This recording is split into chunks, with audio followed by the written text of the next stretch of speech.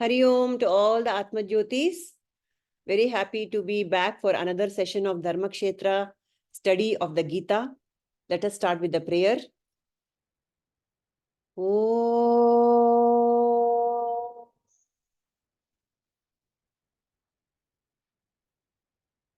Narayana Samarambham Shankaracharya Madhyamam Asmadacharya Paryantam Vande Guru Paramparam Vyasaya Vishnurupaya Vyasarupaya Vishnave Namo Vai Brahmanidhaye Vasisthaya Namo Namaha Vasudeva Sutam Devam Kamsachanuramardanam Devaki Paramanandam Krishnam Vande Jagadgurum. So with the blessings of God and Guru, we are back and we are studying the Bhakti Yoga, which is chapter 12, in which Arjuna clarifies a very important question.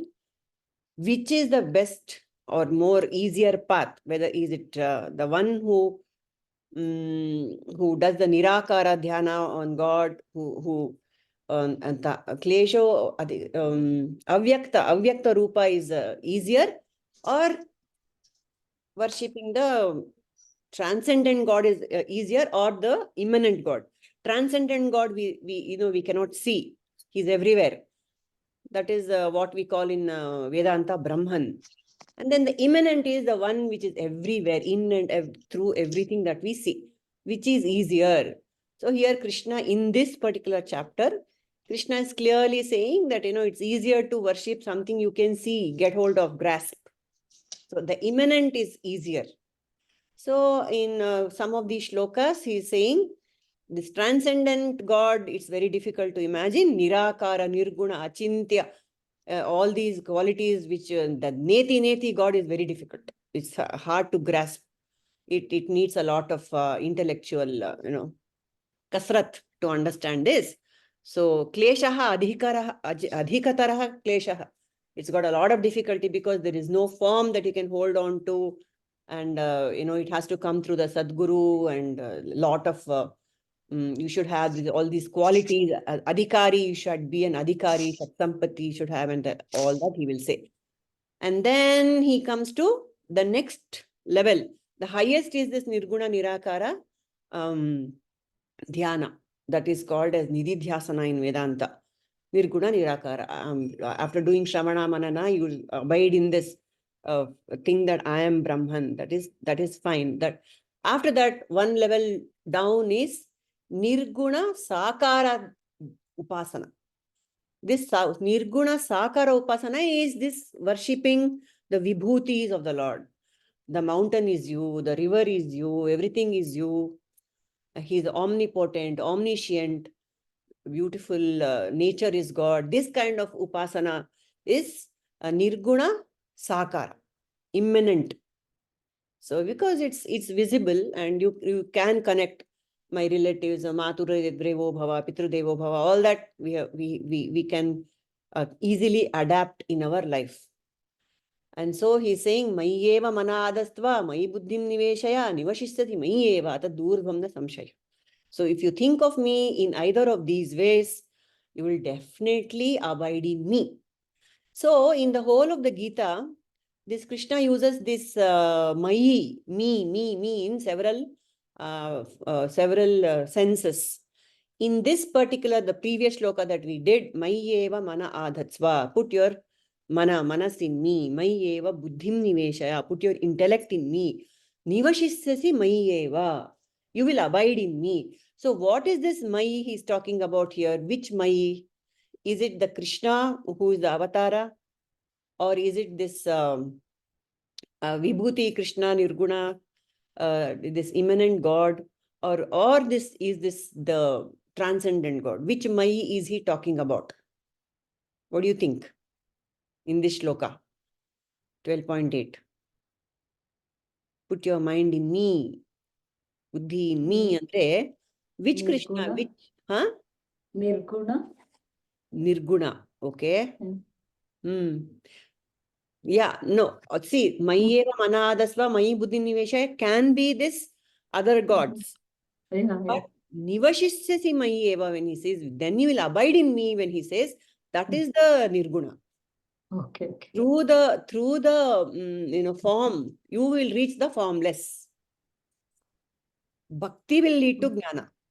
Bhakti will lead to merger. You will abide in me alone. Anta helodu.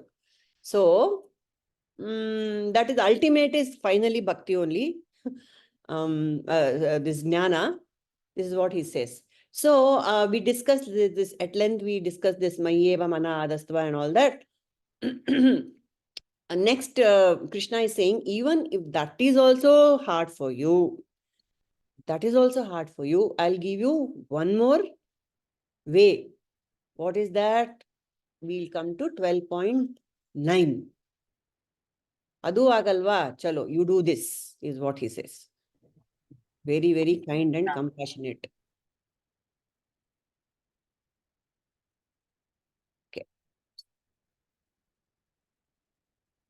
Okay. He says, this is 12.9.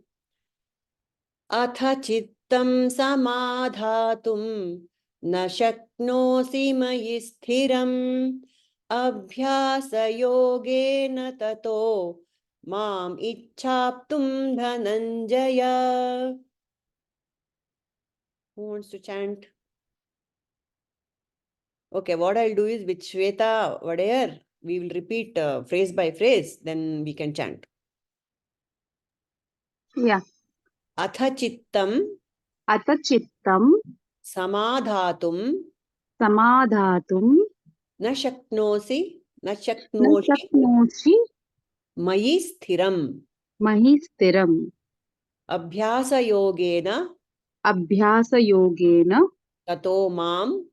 tato mam ichchhāptuṁ dhanañjaya. So who wants to chant? atha chittaṁ samādhātuṁ na śhaknoṣi mayi sthiram abhyāsa-yogena tato mam ichchhāptuṁ dhanañjaya. Very nice. Again. Yes. Atha chittaṁ samādhātuṁ na śhaknoṣi mayi sthiram abhyāsa-yogena tato mam ichchhāptuṁ dhanañjaya. Very nice. Okay. Yeah, please. Atha chittaṁ samādhātuṁ na śhaknoṣi mayi sthiram abhyāsa-yogena tato mami ichchhāptuṁ dhanañjaya. Mam ichchhāptuṁ dhanañjaya. Yes. Mam ichchhāptuṁ dhanañjaya. Yes, you go, Shweta. Sorry, I was just practicing. I didn't realize I was No, you want to practice much more and you want to chant. Yeah. If somebody wants to go, it's fine. Aito. Indra. Yeah, can I? Yes. Atha chittaṁ samādhātuṁ na śhaknoṣi mayi sthiram abhyāsa-yogena tato mam ichchhāptuṁ dhanañjaya. Very nice, very nice. Jayashree, yes. Atha chittaṁ samādhātuṁ na śhaknoṣi mayi sthiram abhyāsa-yogena tato mam ichchhāptuṁ dhanañjaya. Very beautiful. Padmaja. atha chittaṁ samādhātuṁ na śhaknoṣi mayi sthiram abhyāsa-yogena tato mam ichchhāptuṁ dhanañjaya. Very nice.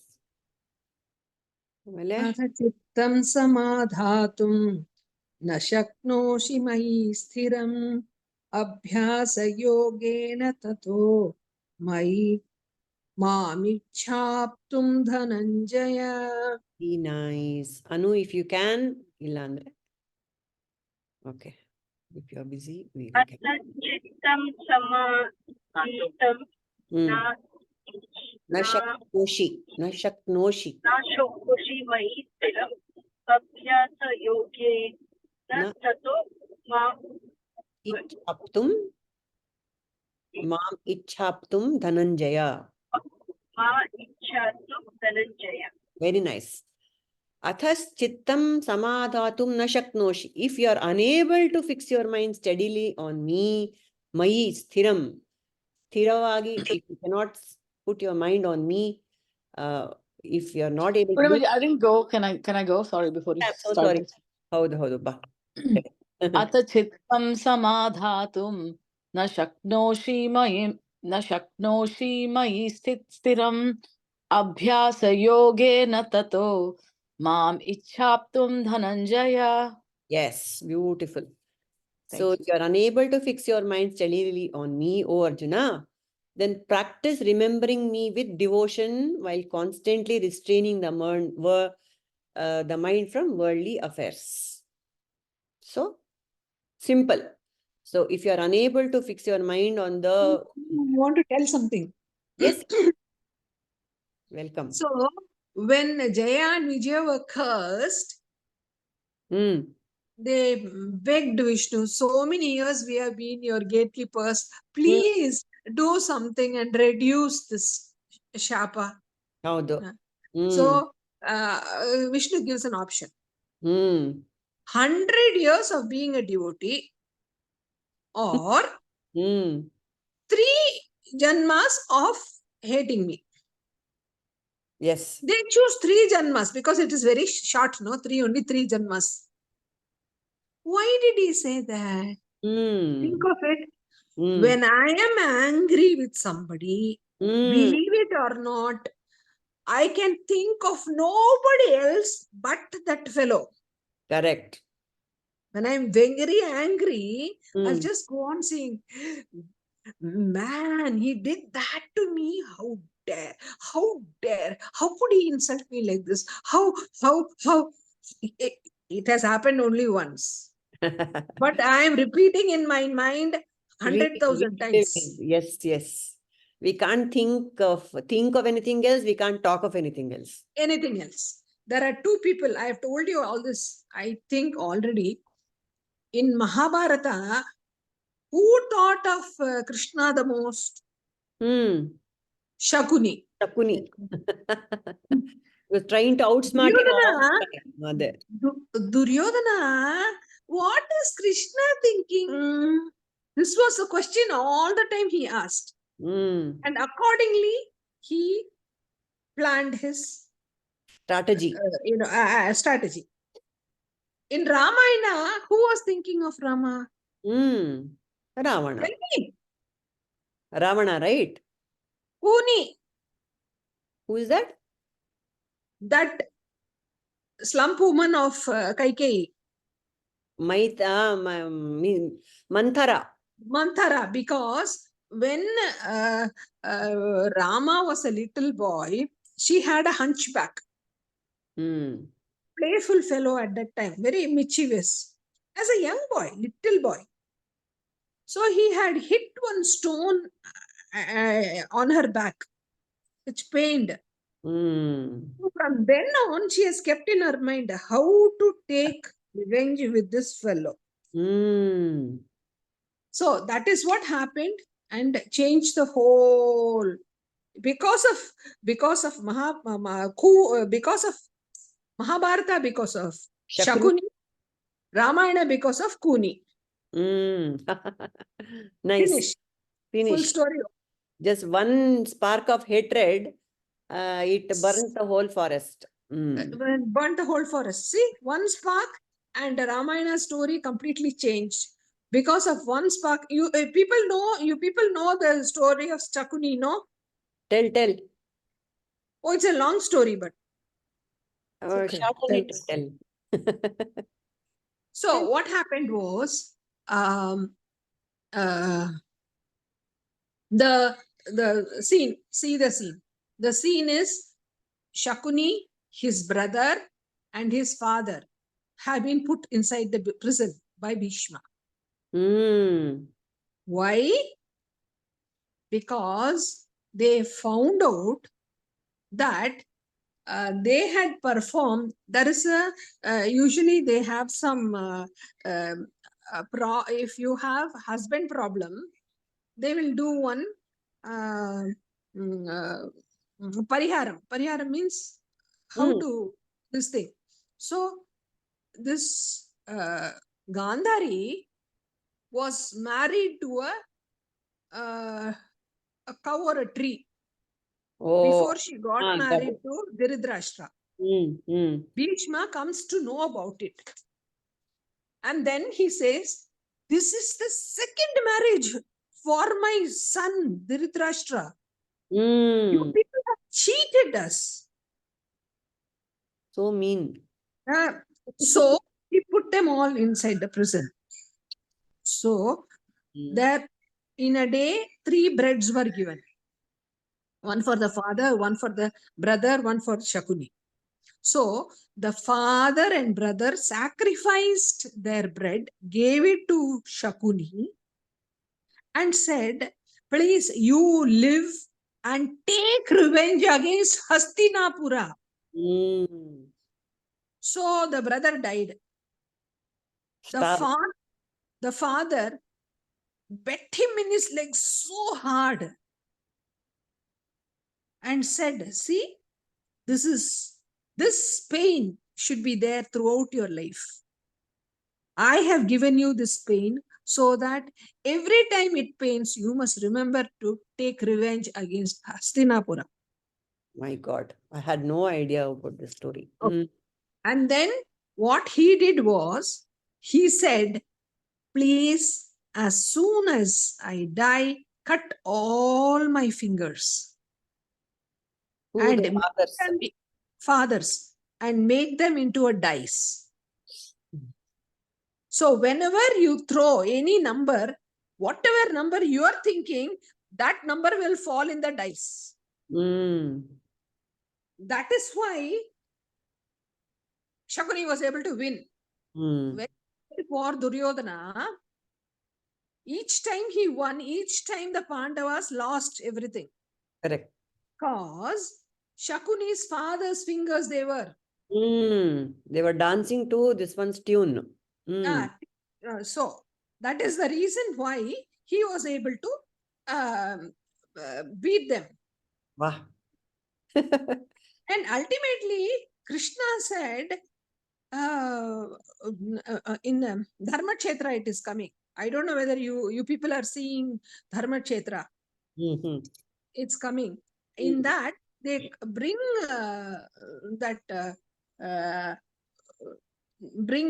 bring that person and ask, how is it right what Shakuni did? And Krishna is giving him moksha also. How can he give moksha? He said he had what Bhishma did was wrong, no? Just because you are married to this thing, you don't think it is a second marriage and you kill all the brother and, Gandhara Desha was destroyed because of Bhishma. Is that allowed? So won't they take revenge? Yes. So that is how it happens. You do one wrong, another wrong will happen naturally. It will give birth to several wrongs. Several wrongs. And the whole Hastinapura burnt. False. Very interesting story. Thank you, Nirmala. This makes so much sense. Also, he was extremely angry that the sister Gandhari was married off to a blind fellow, no? That is also because they didn't tell him that he's a blind fellow, no? Blind fellow. And this is a foolish woman she is. I wouldn't say she's very intelligent. She also has to cut off her eyes. Because at least if her 2 eyes were there, she could have grown up her children better. She also lost her Viveka. Yeah. And another thing is, when she heard that, Bhima is going to do the fight tomorrow, she asked Duryodhana to come naked.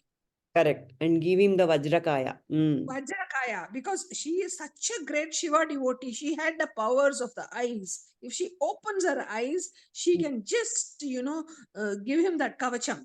Correct. And he cannot kill him.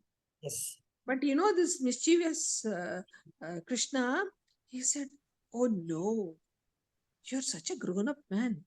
Are you not ashamed to go naked in front of your mother? Yes. At least cover your torso and go, no?" Mm. So he covers himself. So Still that exposed. place body. becomes weak. So Gandhari, when she opens her eyes, she's shocked. I said, "Son, I had asked you to come naked. Why did you cover that?" I said, "Amma, I'm feeling shy. I told you."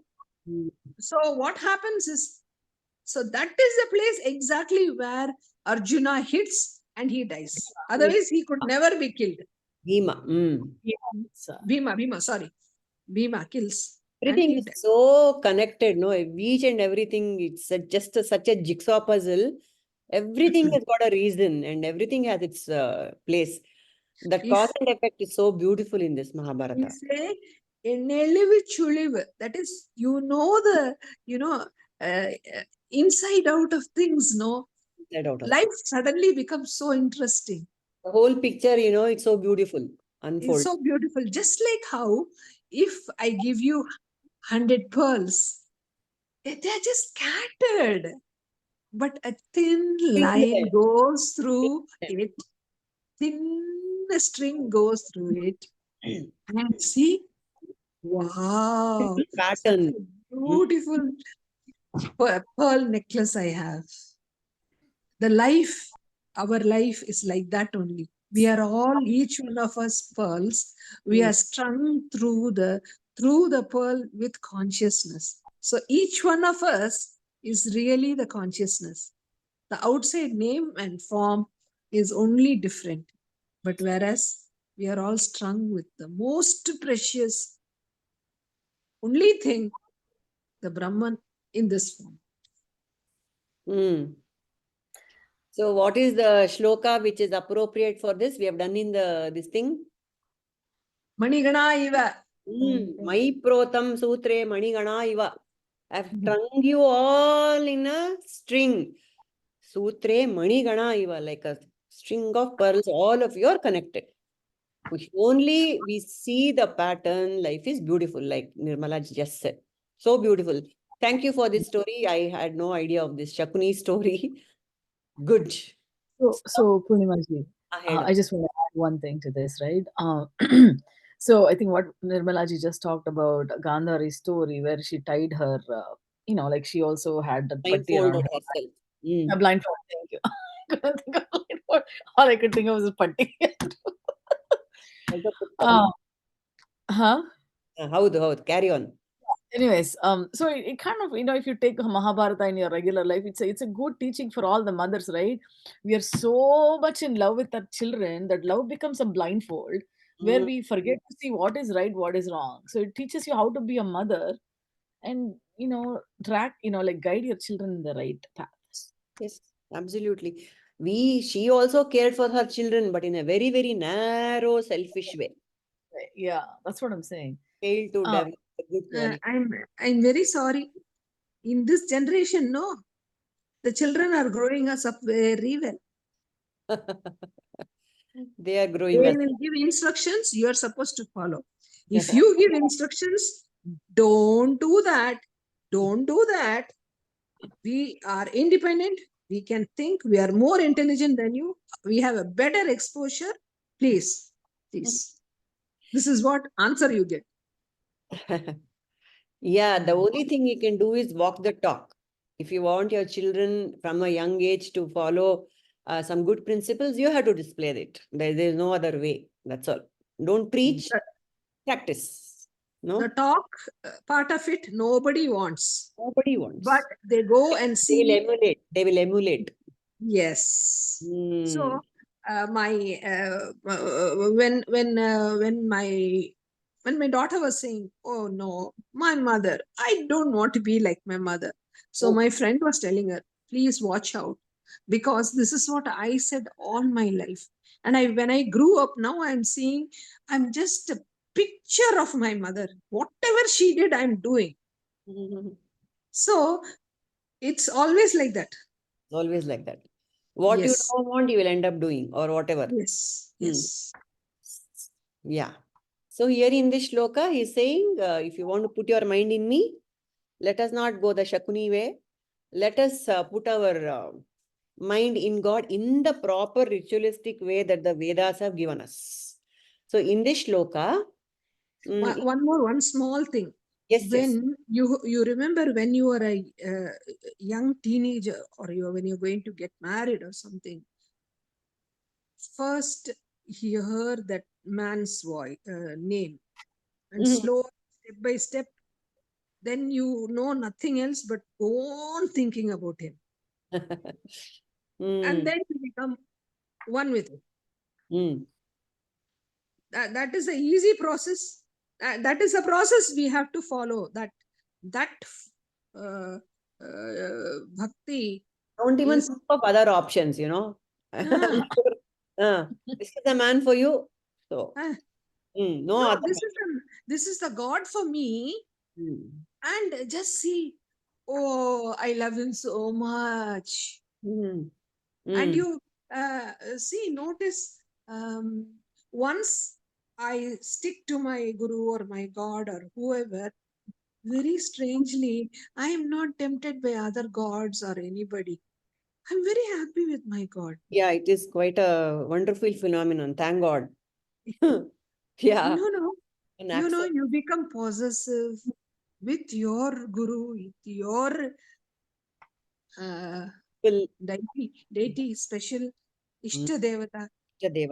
So it's such a beautiful feeling. This is how Rukmini loved Krishna. Rukmini did not see Krishna at all. Hearsay. She heard about Krishna and all that, and she writes seven sentences, and sends it through a Brahmin to Krishna and says, please come and save me. I have been loving you for all these years. Correct. If you're really man, please fight with my brother and Jarasandha and that person. What is that? The person whom she was going to marry? Shishupala. And please come and take me away. And that's what. So beautiful. For total surrender, for that reason, Krishna came and he eloped with Rukmini. Yes. Very nice stories from Nirmala. So how can we adopt this Saguna Sakara Upasana is what Krishna is telling about now. Saguna Sakara Upasana. Nirguna Nirakara, done. Nirguna Nirakara, Saguna, Nirguna Sakara is this world, vibhutis of the Lord. Now Saguna Sakara, which we all are very familiar. Ishtadevata, whoever it is.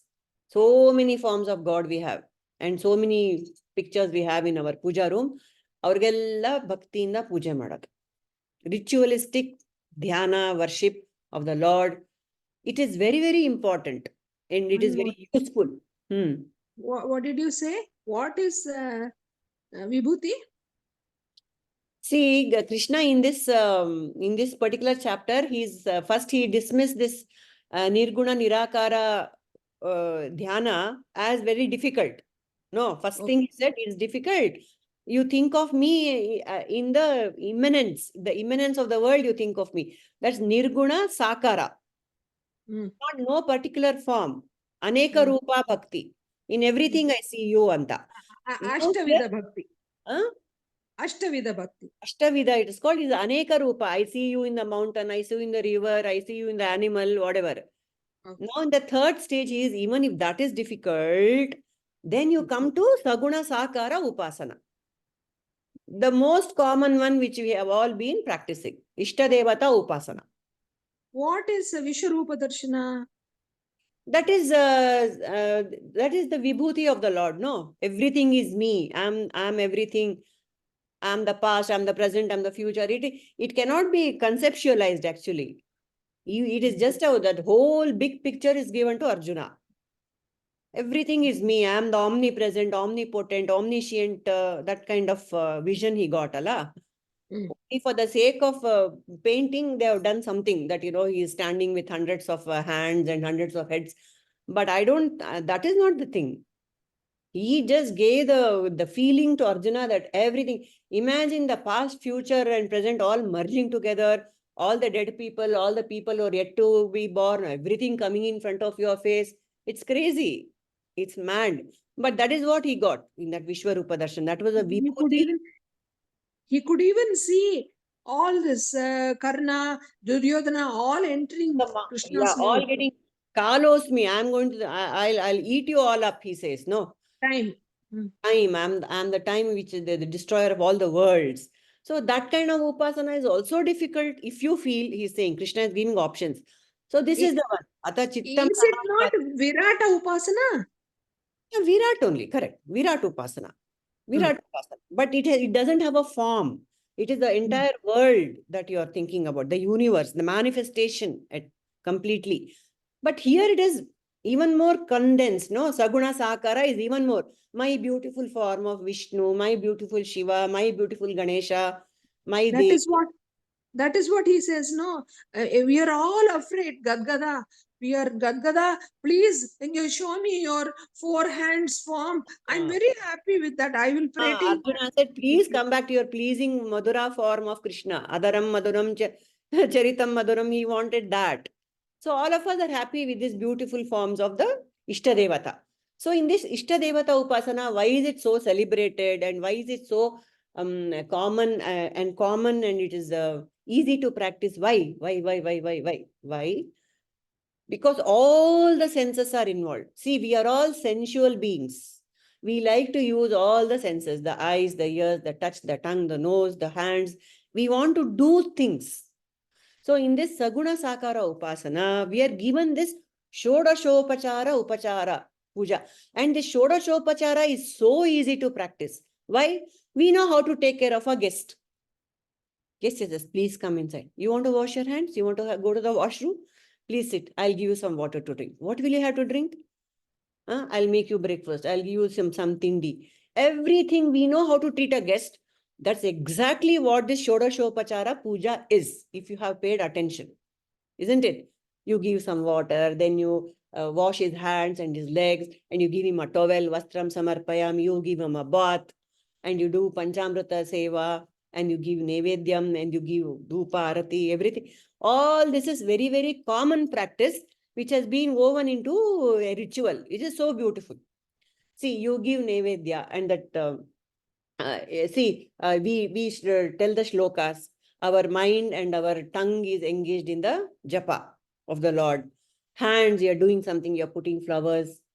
And your eyes are engaged in the beautiful flowers. The decoration of the Lord occupies my interest.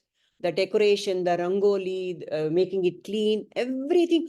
All the senses are engaged in this. And when the nevedya is brought, the fragrance, the aroma of the food, and the dhupa, and the beautiful form of the Lord, and the lovely, everything is pleased. All the senses are engaged in worshipping the Lord. That is why this Ishtadevata Upasana is very, very, very easy. And you can imagine the God sitting also. If you are very creative, you can visualize that God is actually sitting and taking all your puja. So beautiful. So the Saguna Sakara is very, very popular. And we all like how Namadeva did. Namadeva did. Namadeva was like that. He was talking to the Lord all the time, no? Come, sit here, sit with me. So Namadeva's father was a priest. One time he went out of town and he said, you ask your son to do the needful. So mother gives the food. He takes it there and he sits in front of Krishna. Ayo, please eat, Krishna. Otherwise, my mother will get angry with me that I have not done the puja very well. If you don't eat, I can't go back home. I will be sitting like this until you eat. Papa, 5-year-old Papa, he's begging God, please, God, please, please. I'm sincere. No, I'm doing nice puja. No, you like it? No, don't do this to me. Innocence is important. Yeah, that's If I go back, my mother will beat me up that I didn't do puja properly. That's why God did not eat. My father has given me only one opportunity. Please, Krishna, please eat. So for that, he came down and ate. Yeah. Went back with empty plate. And his mother got so angry. You ate away everything and said, God ate away. Huh? What do you think? Oh, Kasam say, I'm telling you, God only came and ate. So next day when puja, the father said, I'll also come and see. And Krishna ate it up. So then they believed that, he is having some relationship with Krishna. So sincere bhakta he is. So sincere. There is this another story of Aghore Mani Devi. Have you heard? Aghore Mani Devi. So No. she was, all of you are up for another story here of a bhakte. How God responds. This chapter itself is about devotion. This is a time everyone tells about devotion. Yes. So this Aghore Mani Devi was a little girl in Kolkata. And as usual, those times, early 20th century, she was married off very early. As a 9-year-old only, she was married off and she became a widow also. So he must be a very old man. And she became a widow, poor Aghore Mani Devi. So they said, okay, well, what happens to a widow in an Orthodox Bengali family? She is put into a dark room. Nothing to do. She is a curse to the family. Because of her, our son died. So this poor Aghore Mani, little child of 9, she used to cry, sit in a corner and cry all the time. And then once the guru, the Kula Guru of that family, he came to visit. And this poor little kid was standing in a corner and she was crying. And so he called the child and said, why are you crying? And so she said, I don't have any friends in life. I don't know what to do in life. But she was she was asked to do, her job was to do all the housework, cook for everyone, clean for everyone, serve everyone, all that. She was treated like a maid. And so she told, she didn't complain. She said, I don't have anyone. So the Kulu Guru immediately understood what was happening.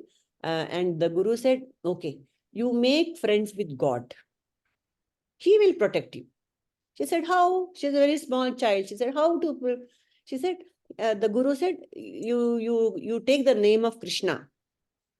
And what type of relationship do you want with the God or anyone? She said, I want Krishna to be my son.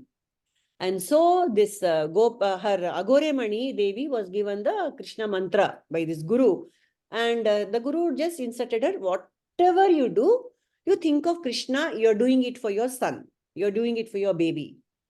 And that is how this little child grew up along with the visualization of Krishna. I'm doing it for Krishna. I'm doing it for my son. And she was so involved in that Krishna bhava that she would say, come Krishna, eat. When even she was serving others also, she would act as if he is a real living, breathing person in front of her. And so they started calling her a mad woman because she was always Gopala, Gopala, Gopala, she was saying. And her name, finally, she was known as Gopaler Ma, the mother of Gopala, who was not visible to anyone except her. And so this Gopaler Ma did this Anushtana from midnight to 6 o'clock in the morning. She would do this Gopala Dhyana, Gopala, Gopala, Gopala. And then from 6 to 2 o'clock in the afternoon or whatever, she used to do her chores, always thinking of Gopala.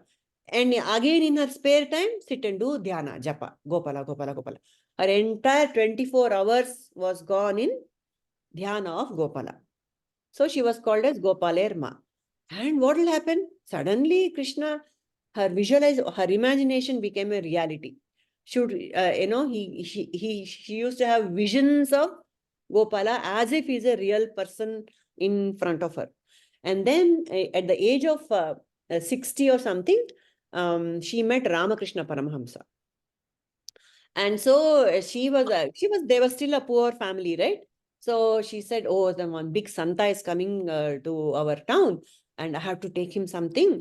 And so as usual, little poha, she tied in her pallu and she went to meet the Santa, and she was also standing in the crowd.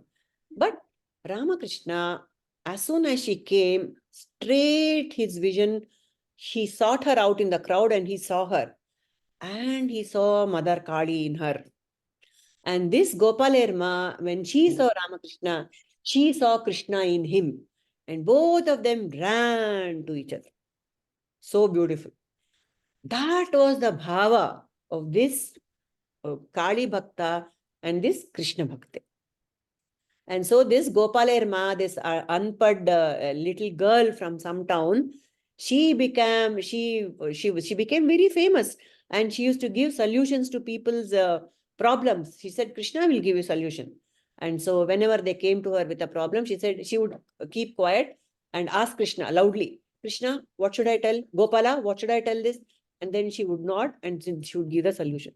So this Saguna Sakara Upasana can be that powerful, is what we are getting the message here. It can be a very powerful practice. If we can look beyond the rituals and really put our heart and soul into it, that is the gateway to this thing will open up. Yes. Okay. So how to do it? Krishna says in this shloka, Abhyāsa-yogena. Go on doing it. Beautiful. Gopalerma. So, Abhyasa Yoga. If we have got the Guru mantra, if the Guru has given you a mantra, chant. Even if the Guru has not given, there are so many shlokas we know, so many Om Namah Shivaya, nobody has to give. Om Namo Narayanaya, nobody has to give. We can just go on chanting all the time. Abhyasa Yoga. Something or other in me should be engaged in the worship of the Lord. Some sense has to be engaged in the worship of the Lord.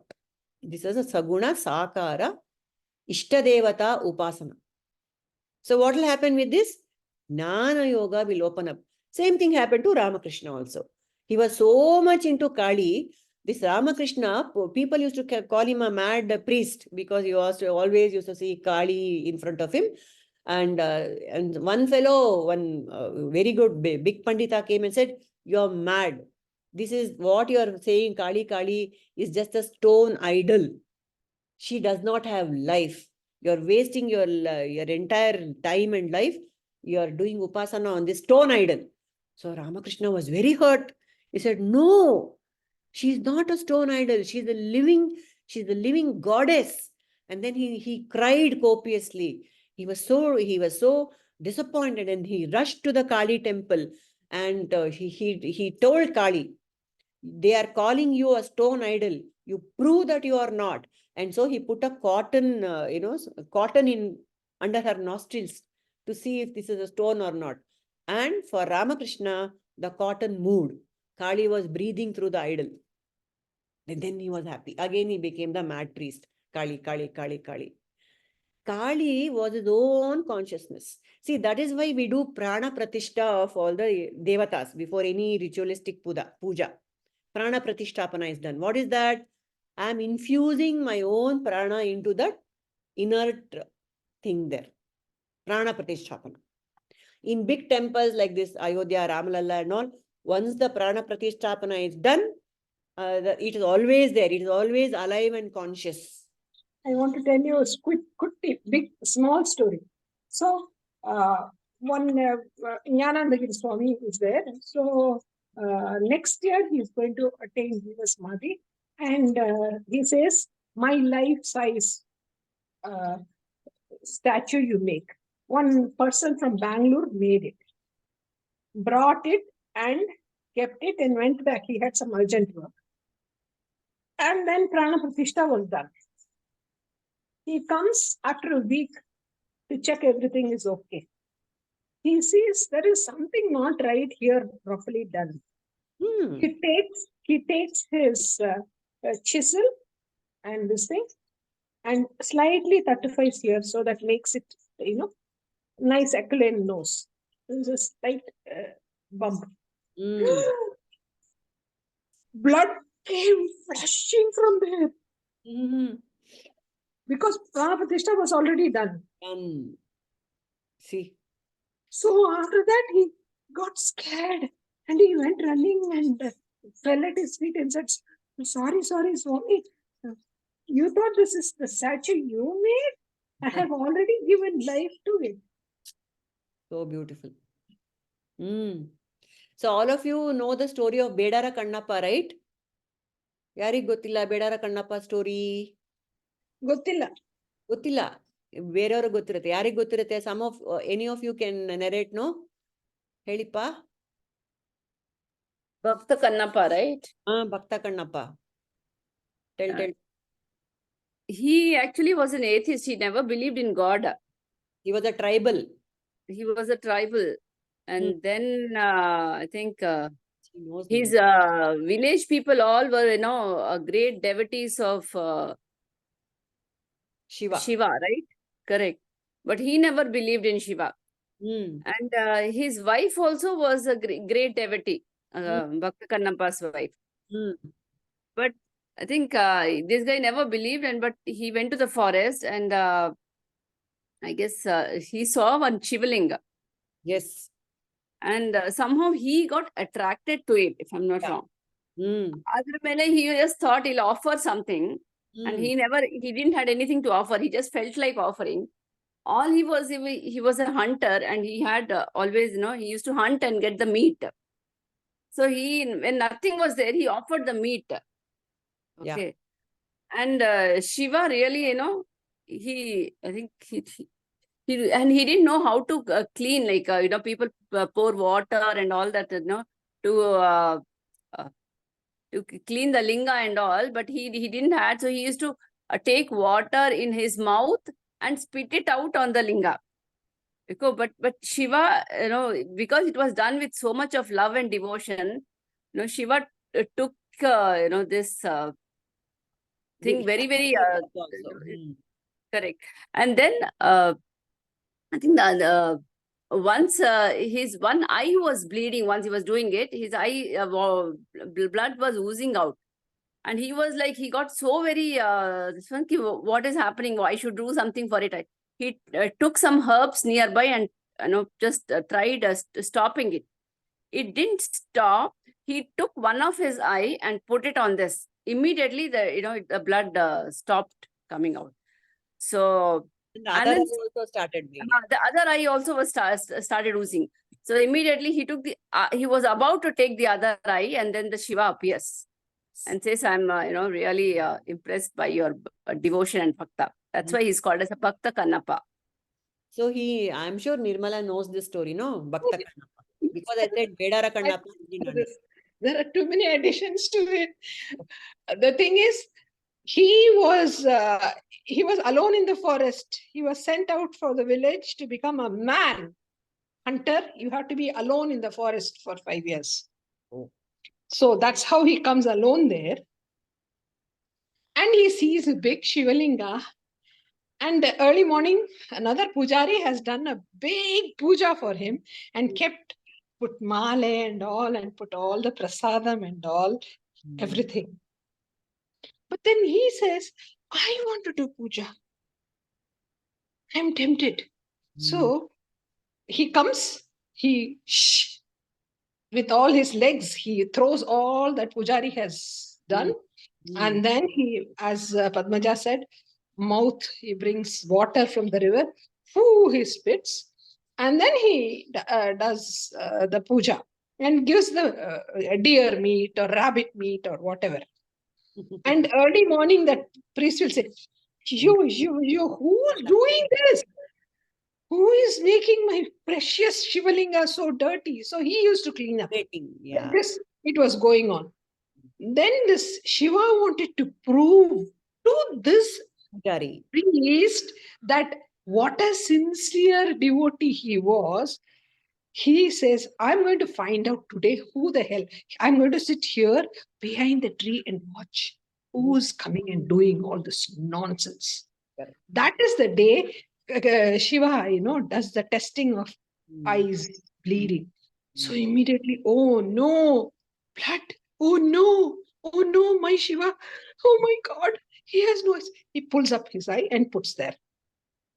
And then The second eye also bleeds. He doesn't know how to, he can't, because one eye is already gone. Second eye he has taken out. How can he know where is this left eye of Shiva? So he puts his leg there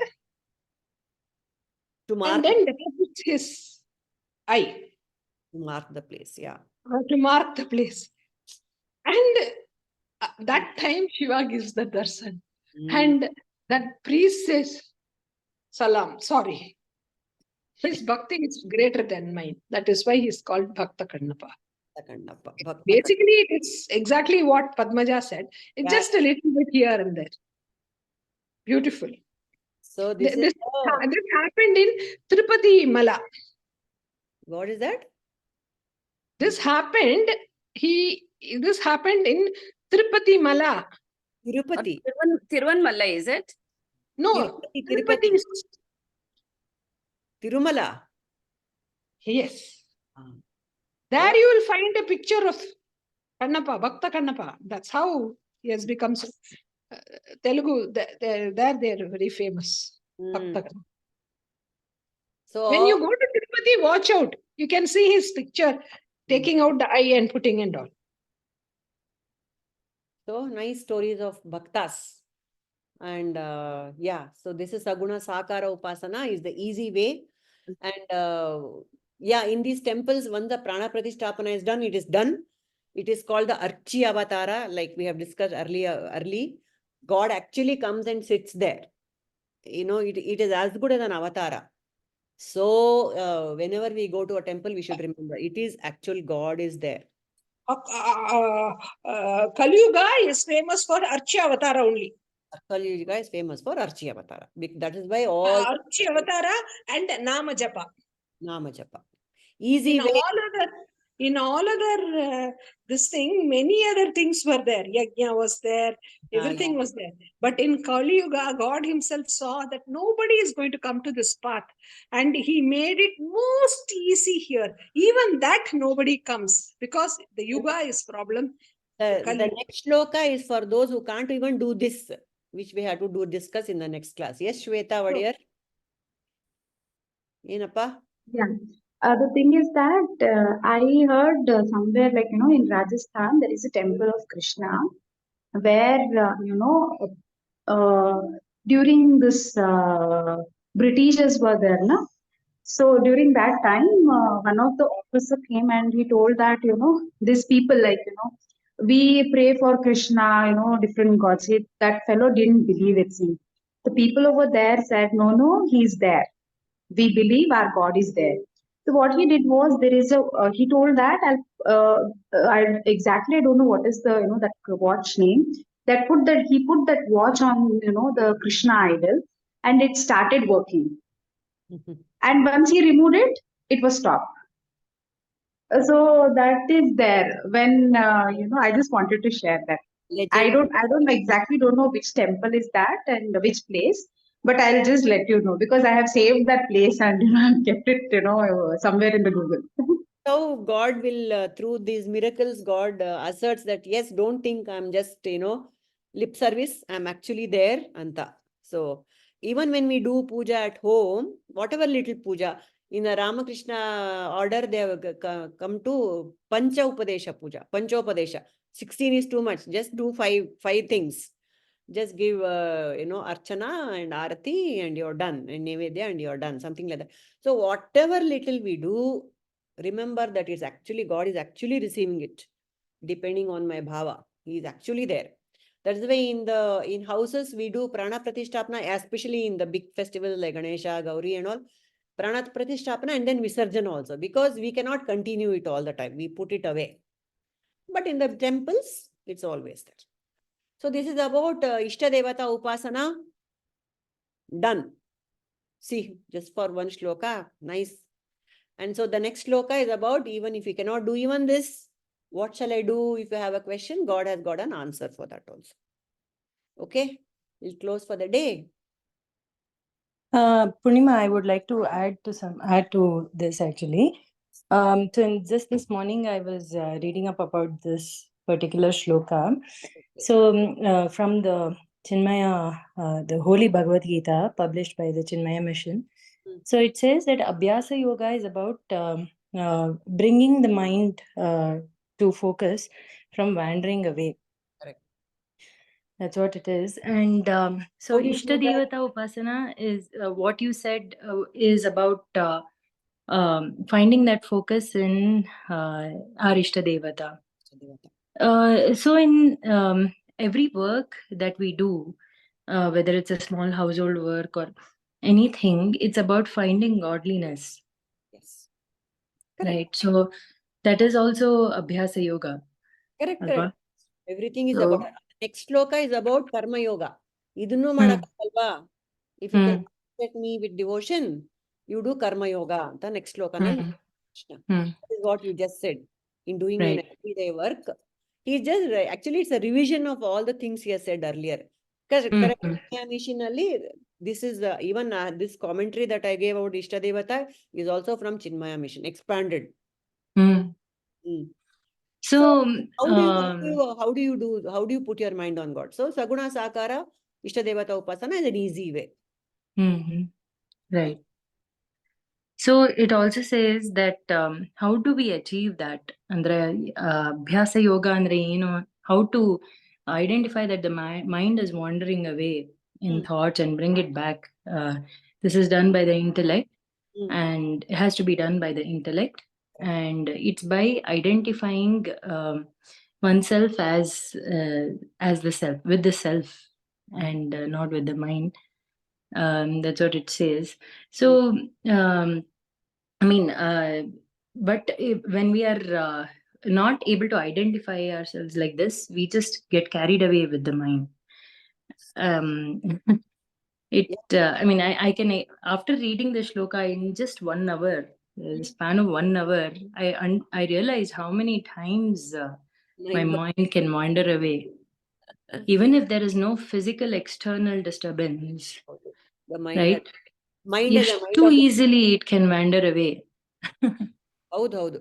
That is the job of mind, yaar. That is what Sadhguru also says, and Ramana also says the job of the mind is to wander. Don't try to control it. Instead, take a step back and observe what you just said. See how many times the mind has wandered away. That is the important. Observing the mind is important. The mind will observe 100 things in the world. But what I should do? I should observe my mind. Don't try to control it. Very difficult. Yeah. In so many things, what happened yesterday, ಅದೆಲ್ಲ ಬರ್ತಾನೆ ಇರುತ್ತೆ. Reflections keep coming. Even one step behind, we will realize, oh, I thought of this anta. That is the abhyasa focus to. Becoming a sakshi, witness. Very nice. The mind, don't try to control it, because Sadhguru says the liver has its job, that he has its job. Like that, mind also has the job, which is to the mind will wander. Cannot. Right. You Monkey can mind. for only a certain time you can keep it. That is why all the dhyana, this hatha yoga and all is, the yoga marga is given to control the chitta vritti nirodha. The mind is controlled through the other margas.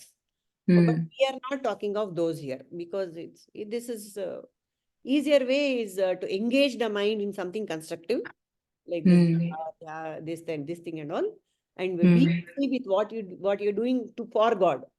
That is easy, actually. Easy alva. Nice. Right. Thank you. Thank you. Thanks for that. Can I add something? Yeah, please. The thing is that, see, if your mind is wandering, what you have supposed to do is, this is what I am doing, and it is helping me. Head. So it is helping me also. You should concentrate on your breath. This I learned it from Yogasana.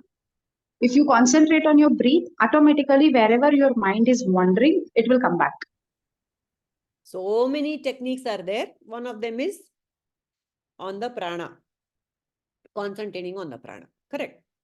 So that has worked for you, Shweta, right? Good. So all of us will have little tricks like that.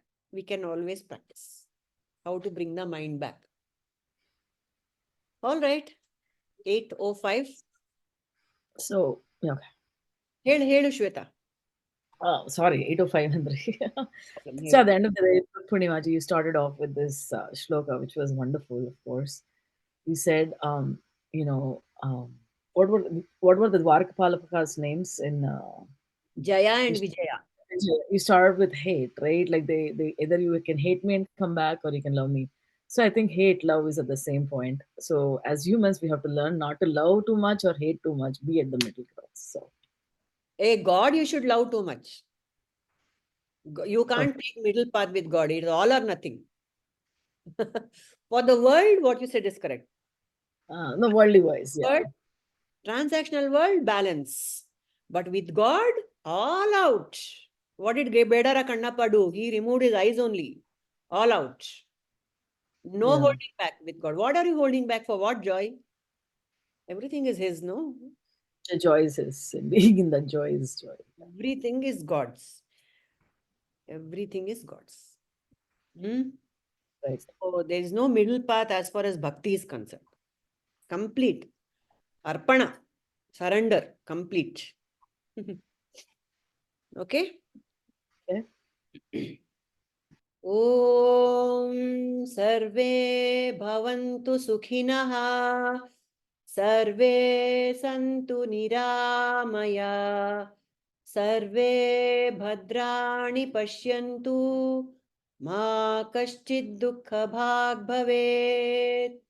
Lokaah Samastaah Sukhino Bhavantu. Lokaah Samastaah Sukhino Bhavantu. Lokaah Samastaah Sukhino Bhavantu. Harihi Om Tat Sat. Shri Gurubhyo Namaha. Harihi Om.